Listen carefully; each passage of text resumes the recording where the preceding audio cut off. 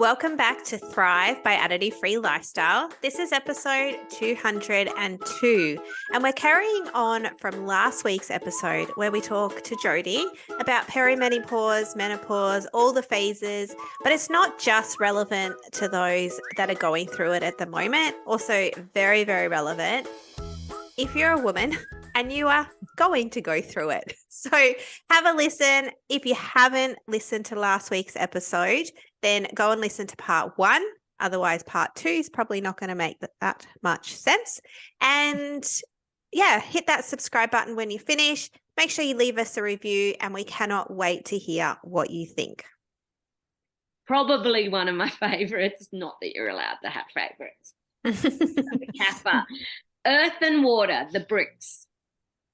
So the qualities of Kapha: cold, again, slow to talk, slow to move, slow to react, slow to digest, dull, so they can have this real dullness in their mind. So when things aren't good for them, they can just be dull and foggy. It's white, so when they're out of balance, what you'll see is a lot of white fluid in their body. So like white sort of phlegmy sort of build up in their body. And you can also see they rule stability and security. So their bodies are rounded. There's a rounded body shape, and they'll often carry the weight to the mid to the lower part of the body. There's a real sweetness in them. They will crave sweet. They love white and sweet foods. So potato, ice cream, pasta, dairy, they're their things. They are the sweetest, most caring to their own kind of detriment. They tend to abandon themselves a lot, so they're incredibly mothering. They will tell you about their families. You will know about their children. You'll know about everyone, but very, very little do they share about themselves. They are incredibly loyal, so they have this staying power that they will be at work doing the work. No need to be promoted, really. They're just the most amazing managers. They stay. So once they're there, they stay. There's a real reliable kind of, they're like rocks. That's what happens. Earth and water, it becomes sort of either a clear earthy ground that you can kind of cultivate and get things through, or it becomes too much water and it becomes muddy, and then it gets heavy, and this heaviness can look like depression, or it can look like too much weight on the body. So when we go into this perimenopausal phase, what can happen for Kapha types is the first thing that shows up for them. And because it's always been an issue for them, because they've been rounder as a child from puberty often, is weight. So that's where it goes, and they just stay totally focused on the weight. But it also can show up as a real dullness in the mind. So they can be really struggling secretly to remember a lot of things. Vata, it'll go in one ear and out the other, and they'll forget. And it's just like I constantly walk into my room and I'm just going, what am I even here for? So you're all in the Vata phase of life. So it's literally going to feel like your mind is much more fragile. So the faster you move and the more you keep moving, the harder it will be to remember things. Whereas the Kapha instability shows up more as this heaviness and a fogginess in the mind. So it's like, because they've already got a slowness there, it just feels like it's hard to kind of find things. So you'd be like trying to remember, and it's taking forever for the cognition to happen. They can also get a lot of fluid retention showing up at this time in their life as they go through this phase. So there'll be a lot of, if they travel, they'll see more and more edema. They'll see a lot of sort of water gathering around the ankles in particular. They might have issues with their digestion, but it's different to the issues that show up with Vata types, which is gas and bloating. For Kaphas, it's just a real heaviness, slow to eliminate. When they eliminate, it feels like they perhaps haven't eliminated everything. The great thing for Kaphas is they have the most gorgeous skin of all the constitutions, because they've got this beautiful, moist, wonderful skin. So they can kind of age beautifully, and people are like, I want skin like them. But where they really struggle at this phase is with depression. So they can often then really go into themselves and isolate, because they start to feel a lot of shame about the weight that they have put on. They will tend to possibly start drinking more, and that will be drinking more liquid, which comes from Kaphas of any type. But this can be an issue for them, which can lead to more weight gain through liquid rather than actual weight gain through eating, because oftentimes Kaphas eat less than any of the constitutions. They just retain more when it comes to body weight. Mm. They can also see a bit of depression coming. So Vatas will see overwhelm and anxiety.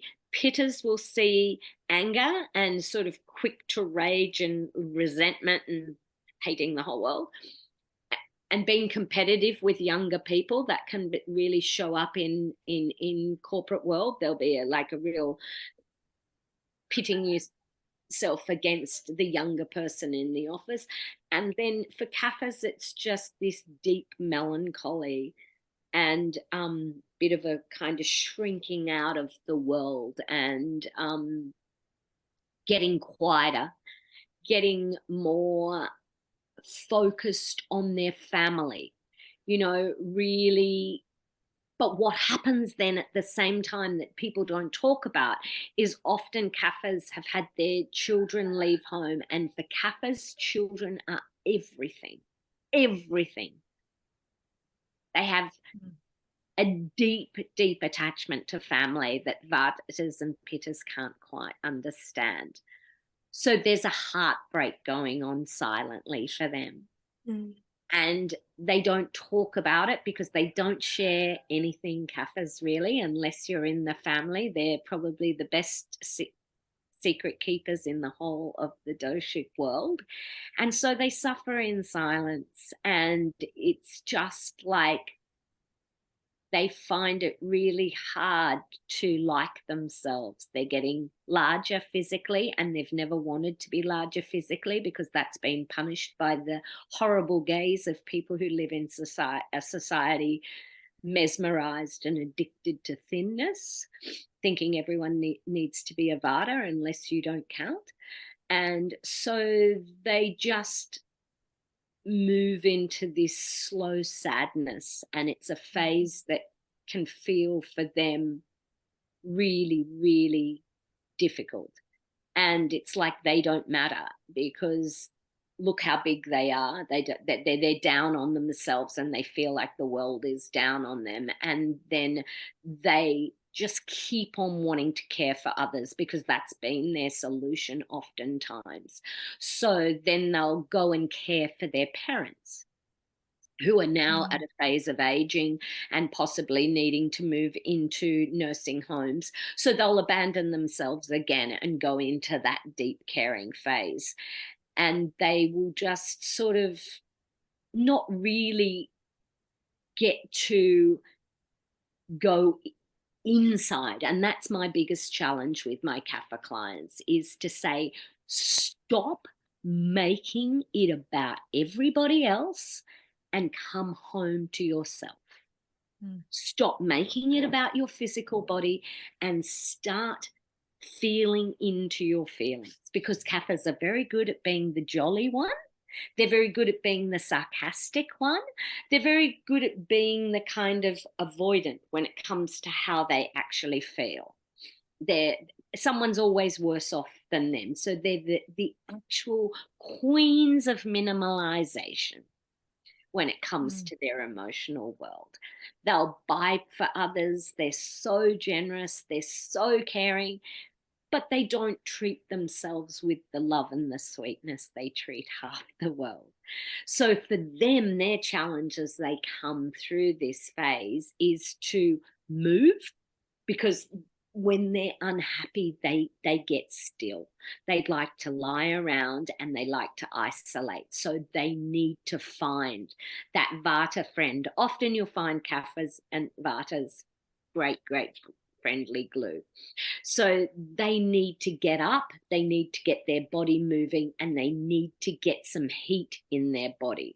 So, moving and walking for them, walking up hills so they can very much get that sort of warmth. Otherwise, we end up with this mud and this cold, dull, damp, foggy, heavy constitution.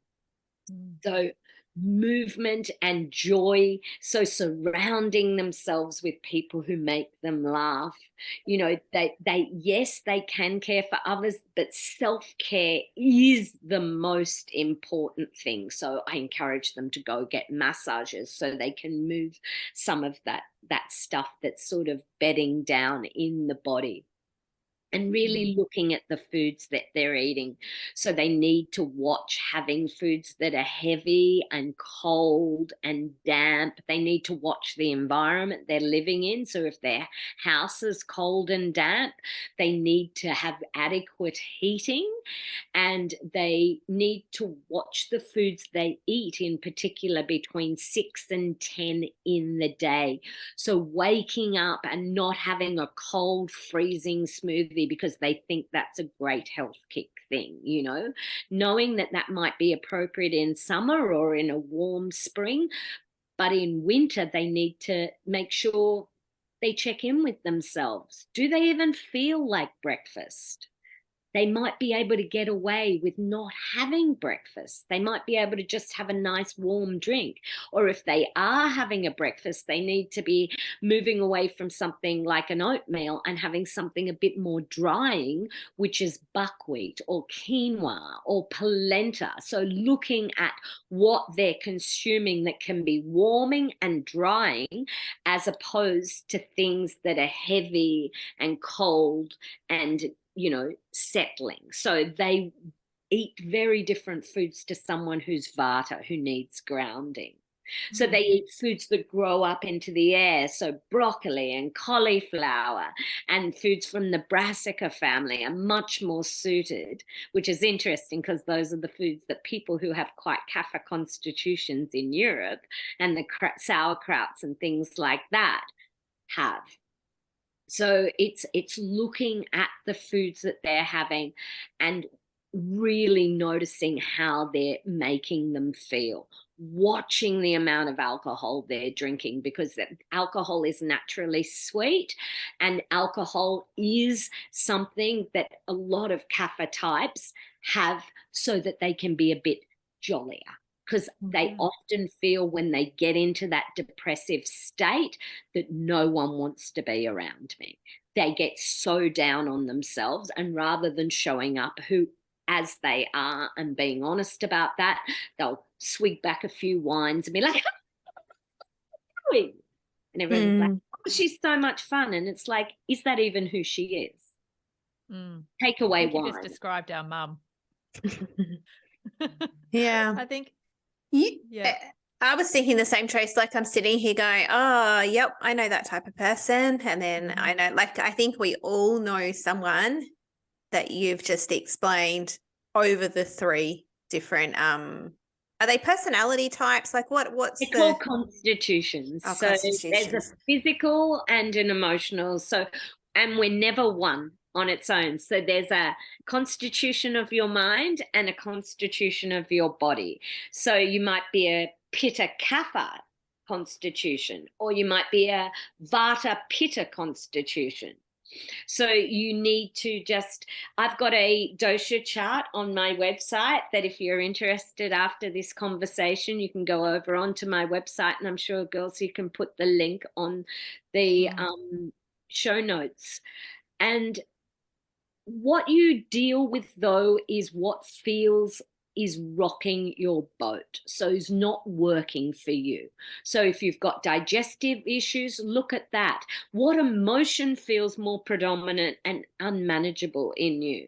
And look at that, so that we're looking at our emotional landscape and our physical landscape, and we're looking at the foods that we eat and the lifestyle choices we make. So people come to me thinking all I'm going to do is give them lots of yummy food to eat.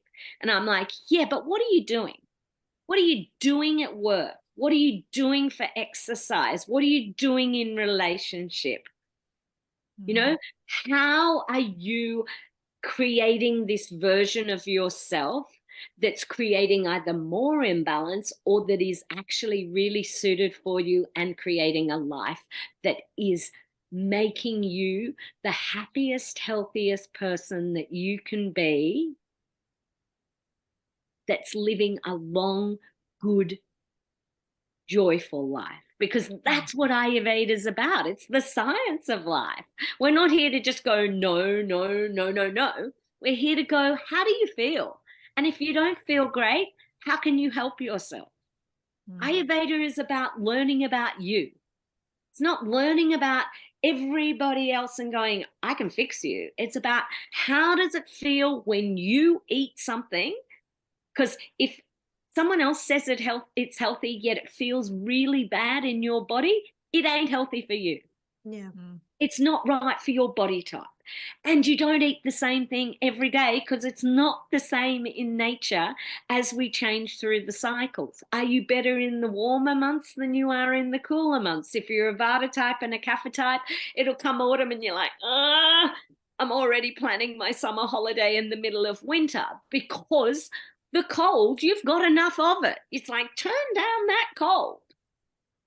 So it's like making sure that if you're a cold constitution, you have your favorite warm clothes that you wear, that you have a warm house in winter, that you have warm, really loving friends, not that your friends are cold and cutting.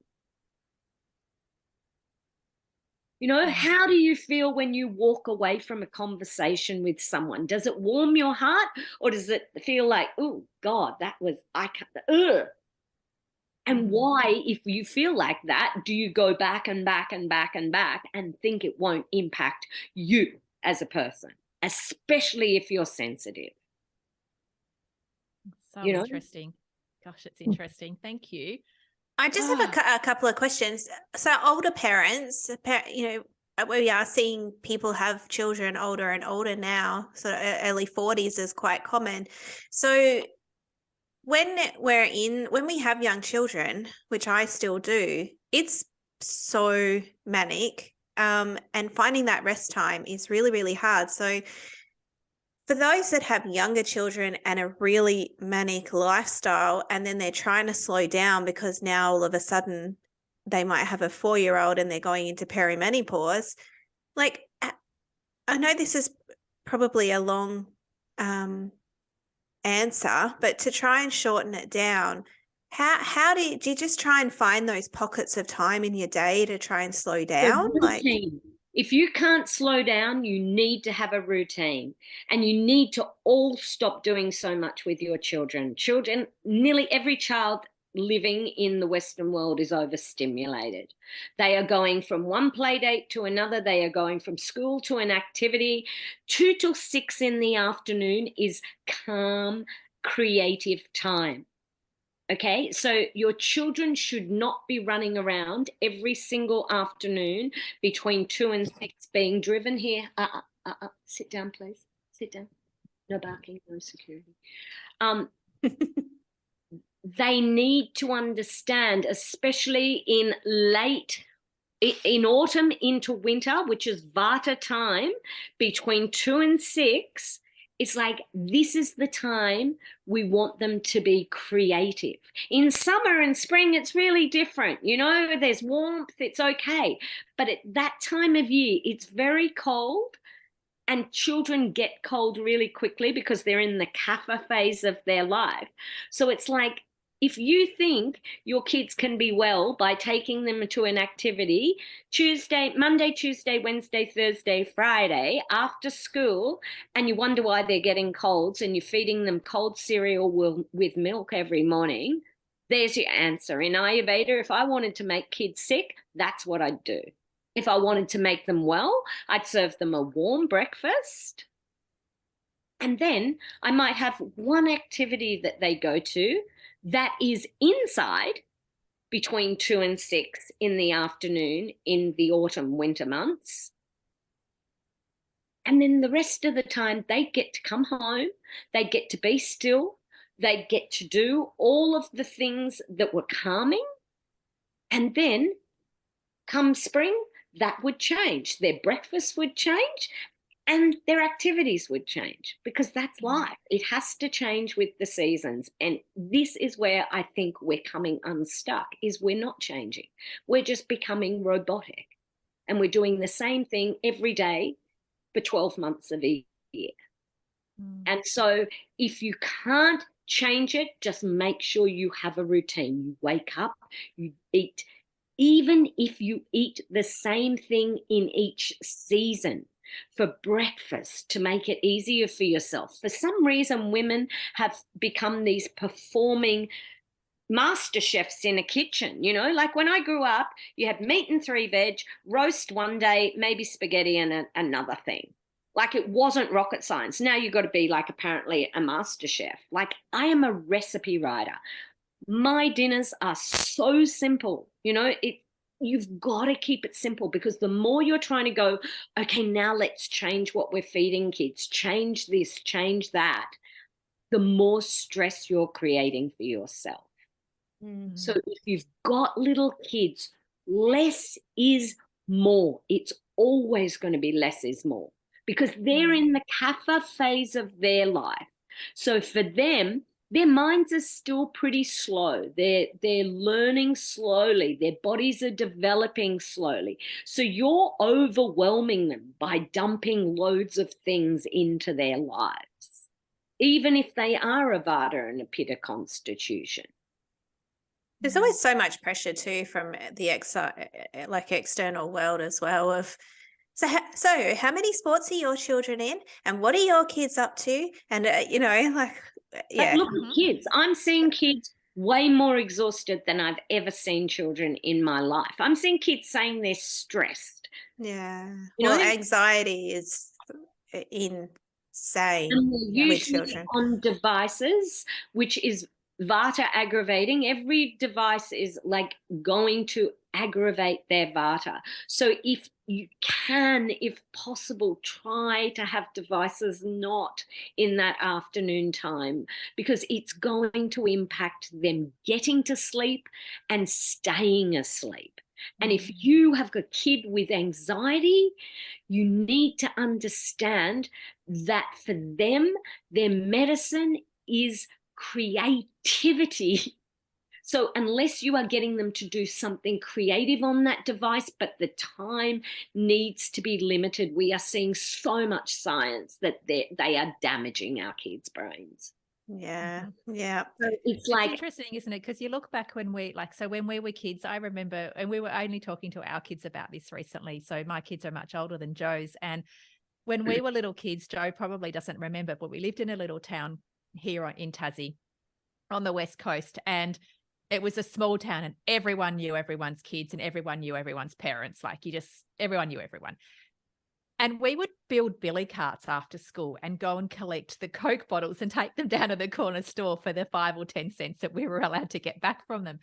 And I don't think our parents even knew where we were. And then we lived on a farm for ages. There were no devices. There was TV. I think we had 3 channels in the whole of the thing. And we're creative. We got home from school. We probably did our homework and those types of things. And then I don't know what we did after school. Like we probably watched TV. I don't really remember, but it's coming back, and it's hard. I get it. As a society, it's hard. Like my daughter is studying teaching at the moment, and they're learning to teach kids on iPads. I'm like, do kids not learn how to read and write anymore? Like, how does this work? You know? And it is hard because society, that pressure is there, and I get it. I totally get it. But And I also am like you, Jody. I just feel like if I'm so glad. I say it all the time, and Joe's heard me say it numerous times. I'm so glad my kids missed that generation. Yes, they're on their devices all the time now as adults, but they missed that pressure. They missed that. I got about 10 or 15 years before that intense pressure was there to have a phone. They were sort of more the 13, 14-year-olds rather than the 3 and 4-year-olds that have phones.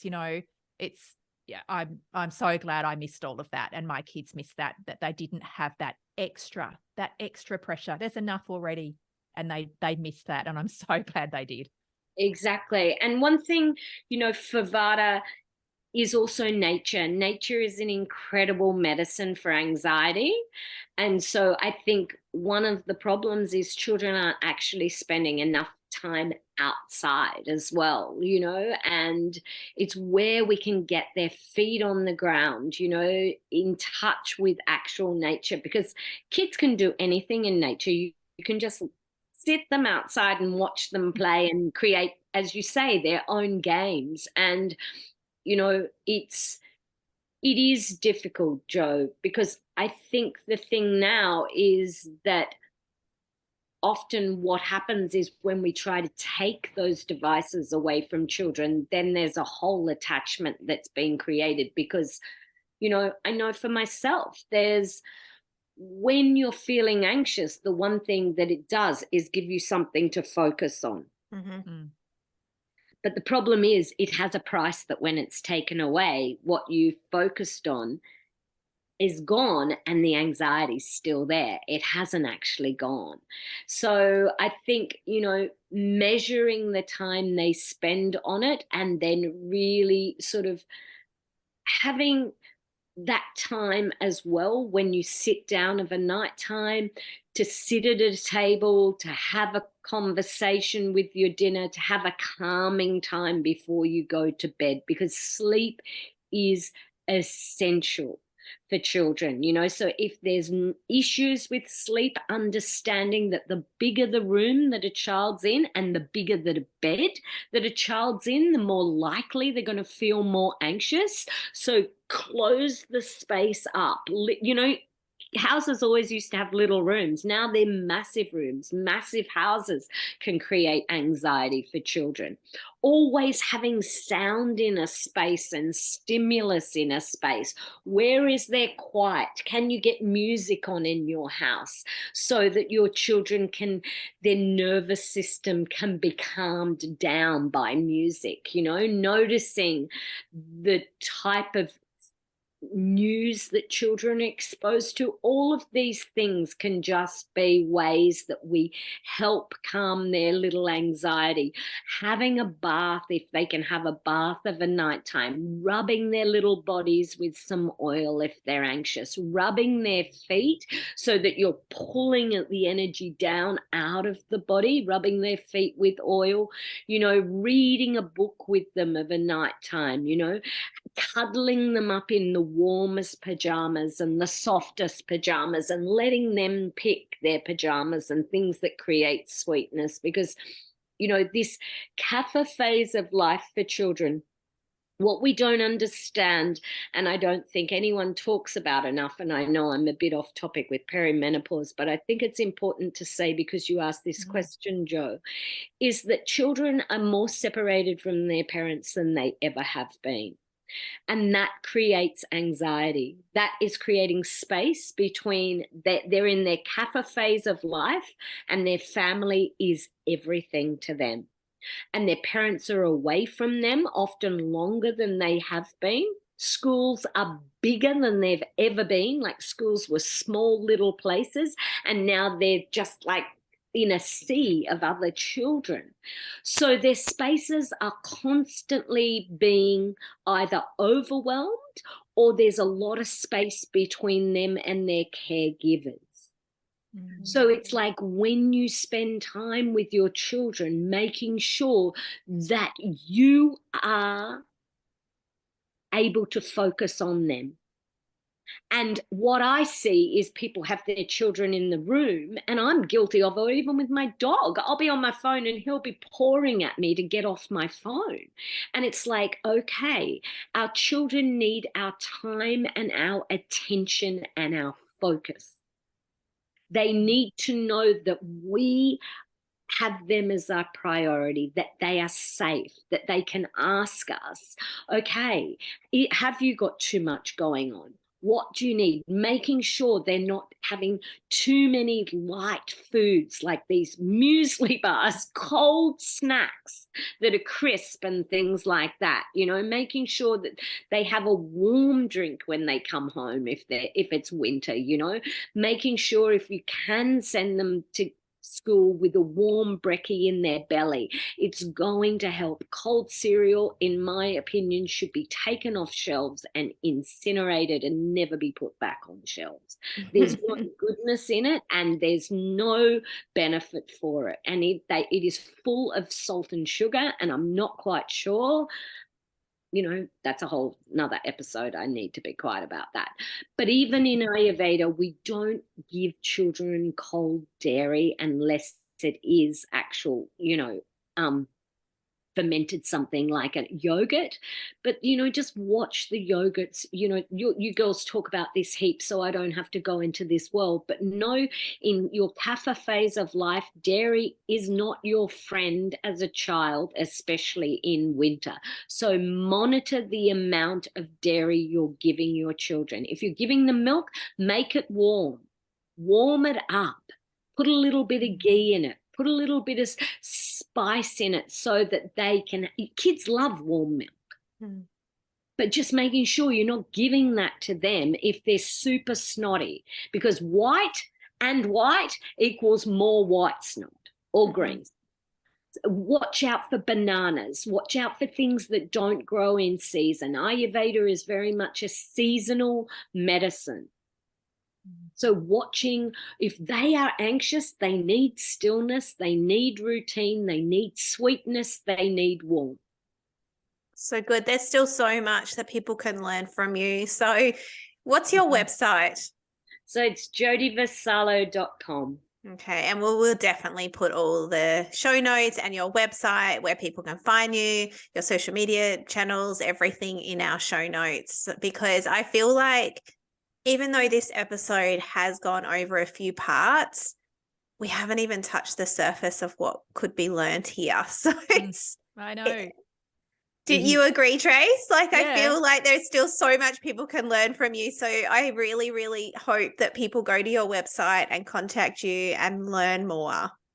Thank you. Thank you both for your time today, and thank you for your great questions, because it really does help to get the conversation going. And please just remember, it's not rocket science. It's just connecting with your own true nature, and it's getting to know yourself and listening to yourself, because the body is incredibly wise. Oh, that's it, isn't it? I was just going to say, we'll definitely link to that download that you've got, To know chat, yes. that, and I loved, and I wrote this down, I loved when you said we need to learn to simmer instead of boil. It was just like, I wrote that down. I want that to be on when we do our show notes up. I'm like, we need to learn to simmer. We just need to learn to slow. Everyone, kids, everyone, adults, men, children, grandmas, whatever. We all need to learn to slow, because I think that there's a busy badge that we've somehow put out there in society. I had it. I was like, the busy badge. I'm busy. Look at me. I'm busy. Oh, look at me. Oh, I'm so busy. And I look back now and I'm like, oh my God, Tracey, you idiot. Like, you needed to slow more. You needed to take more time. And I've always been really good at self-care. But we all do it, and we get caught up in it. And we get stuck in it, and we're teaching our kids to have this busy badge honor. And it's like, no, hold on a minute. Let's not do this. Let's slow down. Let's get in tune and let's listen. So simmer and not boil. I love it. And get in tune with nature, because what it's doing, if you can kind of mimic it, you're pretty safe. Yeah. Yeah. So beautiful. Thank you so much once again. And Welcome. Thank you for having me on. It's been wonderful. Thank you. It was amazing. take care. Well, that's it for Thrive by Additive-Free Lifestyle for this 2-part series. What a cracker. So interesting. Like I said in the podcast, this is only just scratching the surface of a whole range of different types of information that you can learn about perimenopause, menopause, growing up, being a woman, a whole different range and stack of information. So go and check out Jodie's website. The show notes to this 2-part series can be found on our website at additive-freelifestyle.com/podcast 202. And you'll be able to find. I know Jodie. Sorry, Joe. You'll be Sorry. right. I was just going to say, I know Jodie does one-on-one consultations, but I know she does these beautiful retreats. And I reckon one day me and you treat ourselves to go up to her place and have a whole retreat there. It would be amazing. That'd be pretty nice, wouldn't it? All right. Well, that is us for this 2-part series. We'll be back next week with another episode. Hit the subscribe button and we'll talk to you soon.